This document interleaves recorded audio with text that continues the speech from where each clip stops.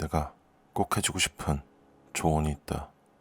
만약 소원을 들어주는 마술 램프 같은 걸 발견하게 된다면 절대로 나처럼 사람의 생각을 읽을 수 있는 능력을 달라는 말은 하지 말았으면 한다. 반드시 후회하게 될 거니까. 그 이유를 알고 싶다면 지금부터 들려주겠다. 내가 말할 수 없는 방법을 통해 생각을 읽는 능력을 얻게 된 첫날에는 길거리를 다니면서 다른 사람들의 생각을 듣는 게 너무 즐거웠다. 다행히도 대부분은 나를 흉보는 생각이 아니었고 그냥 자기 자신에 대한 생각이었다. 사실 사람들은 생각보다 남에게 별로 신경 쓰지 않는다. 자기 생각만 할 뿐이다. 나는 사람들이 생각하는 그날 할 일, 가족에 대한 걱정, 이런 것들을 주로 들었다. 내게 들리는 사람들의 생각은 거리에 따라 달라졌다. 가까이 있는 사람의 생각은 목소리를 듣는 것처럼 또렷하게 들렸고, 멀리 있는 사람들의 생각은 아주 희미하게 들렸다. 그래서 나는 집에 돌아오면 다른 사람의 생각은 들리지 않고 조용할 거라고 믿었다. 하지만 집에 들어왔을 때도 다른 사람들의 생각이 바로 옆에 있는 것처럼 들려서 머리가 아플 지경이었다. 더군다나 한두 사람의 목소리가 아니라 수많은 사람의 목소리였다. 대체 어디서 나는 소리일까? 모든 사람들의 생각들이 한꺼번에 들려서 메아리처럼 웅웅거릴 정도였다. 특별한 사람들의 목소리는 멀리 떨어져 있어도 들리는 걸까? 나는 누구의 생각들이 들리는 건지 알기 위해서 가만히 귀를 기울였다. 이상하게도 어떤 목소리들은 아주 익숙했다. 가족들의 목소리 같기도 했고 내 목소리 같기도 했는데 자세히 들어보니 내용이 조금 이상했다. 제발 나를 죽여줘. 이렇게 살 수는 없어. 너무 고통스러워. 왜 움직일 수가 없는 거지? 누가 제발 도와줘요. 몇 년이나 지난 걸까? 이 소리들이 대체 어떤 사람들의 생각일까? 나는 집안을 뒤지며 소리가 나는 곳을 찾기 시작했다. 화장실과 침실, 거실, 그리고 부엌. 그렇게 집안을 뒤진 결과 목소리가 가장 크게 들리는 곳은 서재였다. 그 중에서도 내 책상 가장 아래에 있는 서랍이었다. 그곳은 가족 앨범을 보관해 둔 곳이었다. 앨범을 집어들자 목소리가 아주 선명하게 들리는 게 느껴졌다. 내게서 멀어질수록 소리가 작아지고 가까워지면 소리가 커졌다. 정말 믿을 수 없는, 너무나도 끔찍한 일이었다. 나는 그날로 집에 있던 모든 사진들과 사진이 들어있는 책들을 모두 불태워버렸다. 세상에서 가장 끔찍한 비명소리를 냈어 무시하면서. 그리고 그 모든 걸 잊어버리기 위해 노력하고 있다.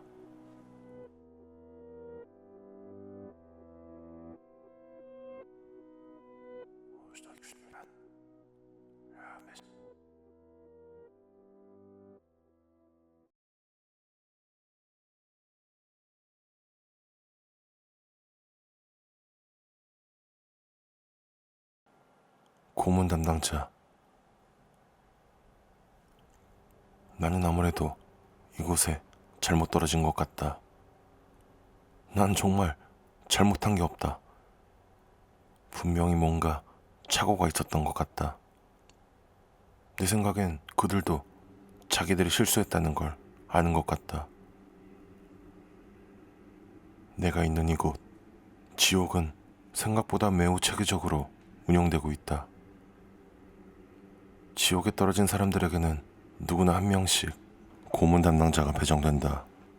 악마는 지옥에 온 사람들을 한 명씩 담당자에게 안내한다. 그러면 고문 담당자는 자신에게 맡겨진 일을 시작한다. 뭐 살가죽을 벗겨낸다거나 눈에 바늘을 꽂아 놓는다던가 귀 속에 끓는 기름을 붓는다던가 망치로 이빨을 하나씩 깨거나 그런 것들 말이다.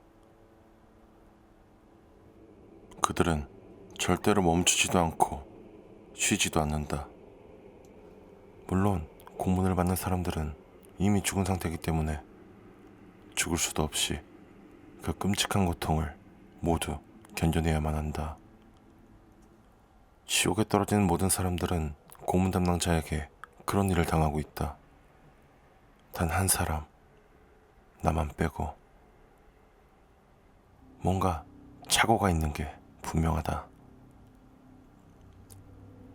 난 살면서 누굴 해친 적도 없고 물건을 훔친 적도 없다. 감옥에 갈 만한 일을 한 적도 없고 난 그냥 가족을 사랑하는 평범한 사람이었다. 난 이 지옥에 어울리지 않는다. 하지만 여기서 빠져나갈 수 있는 방법도 찾을 수가 없다. 내가 있는 공간은 내 딸 엠마가 쓰던 방과 똑같이 생긴 공간이다. 나는 그 방에 있는 거울을 통해서 지상세계에 있는 엠마의 모습을 볼 수 있다. 내가 죽은 뒤에 엠마가 어떻게 살고 있는지를 보여주는 것이다. 엠마를 보는 것은 지옥에서 내게 유일한 낙이다. 내가 죽기 전 몇 달 동안은 엠마와의 연락이 뜸해지고 사이가 조금 멀어졌기 때문이다. 엠마는 내가 죽은 뒤에 정신과 치료를 받기 시작했다. 정신과 의사는 나에 대한 여러 가지 질문을 했다. 엠마는 얼마 지나지 않아서 그 정신과 의사에게 모든 것을 털어놓기 시작했다. 그 중에는 엠마와 나, 우리 둘만의 비밀로 하자고 약속했던 얘기들도 있었다. 나는 엠마가 성인이 된 뒤 그녀를 정말 사랑했기 때문에 그런 일들을 한 거였다. 엠마도 처음엔 저항했지만 나중에는 처녀만 듯 받아들였기 때문에 좋아하는 줄 알았다. 가끔은 엠마에게 손찌검을 한 일도 있지만 그건 엠마가 내 마음을 알아줬으면 해서 그런 거였다. 엠마와 함께 있을 때 난 최선을 다했다. 엠마와 사랑을 나눌 때도 최선을 다했고, 하지만 엠마가 정신과 의사에게 하는 말들을 들어보니 그녀는 완전히 다르게 생각했던 것 같았다.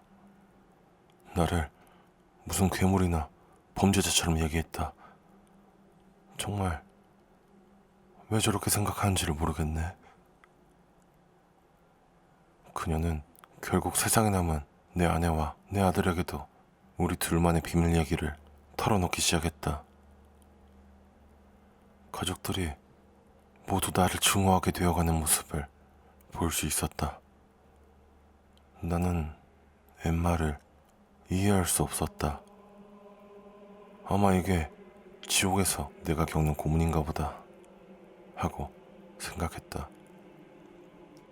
그리고 엠마는 얼마 지나지 않아서 나쁜 길에 빠지기 시작했다. 도둑질과 마약, 그리고 폭력. 얼마 지나지 않아선 어느 골목길에서 총으로 사람을 쏴 죽이는 모습도 볼 수 있었다. 그리고 나서 엠마는 자기 머리에 총을 겨누고 이젠 그만하고 싶어 라고 말하며 방아쇠를 당기고 말았다.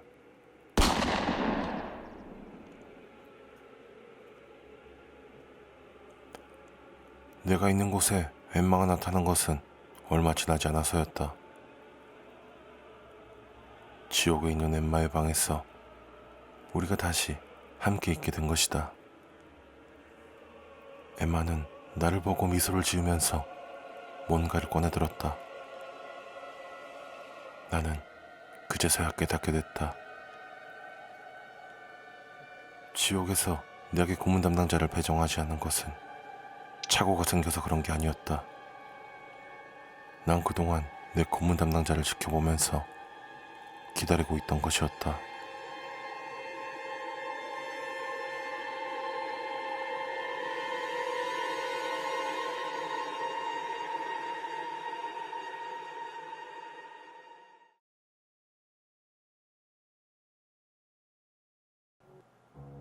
무섭지 않도록 하는 법.